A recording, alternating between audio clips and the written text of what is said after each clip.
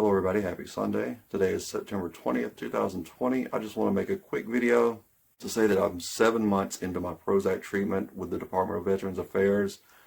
I can definitely tell a difference in the way I feel. Not as depressed, the highs aren't as high, the lows aren't as low though, so that's a good thing.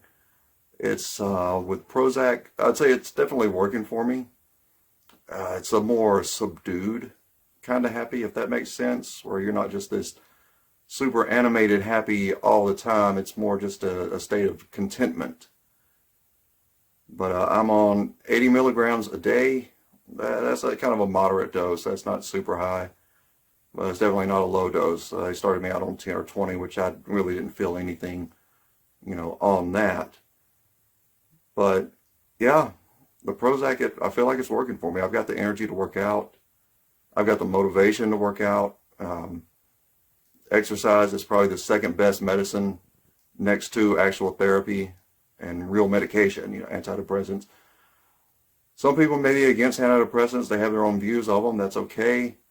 I think most people get by on some kind of drug, whether it's caffeine, nicotine, fast food, you name it. There's all kinds of stuff that people will abuse, put in their bodies. But this really does help me. Only real side effect is I kind of feel like a lot of the time I'm in a slight fog, but it's not that bad. It's not so bad that you can't concentrate through it. I had some insomnia previously. Kind of took care of that with a little bit of melatonin, and I found it takes me longer to go to sleep, so I'll go to bed a little bit earlier than I normally would if I need to get a good rest. Otherwise, everything's okay on it.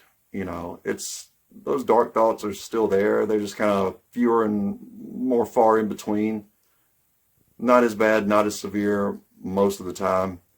Just got to keep up with the medication, keep up with the exercise program. I'm pumping my head full of a lot of motivational videos. Joe Rogan, Jocko Willink,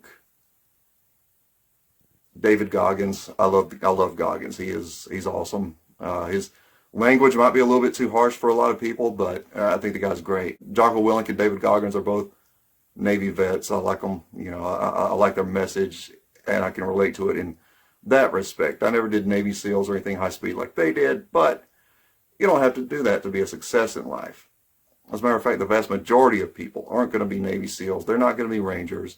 They're not going to write best-selling books. That doesn't mean they're living an unfulfilled life. You just got to stop setting these unrealistic expectations for yourself and work hard to achieve what really is within your own ability. For me, I don't know what that is. Every day I just want to have as good a day as possible.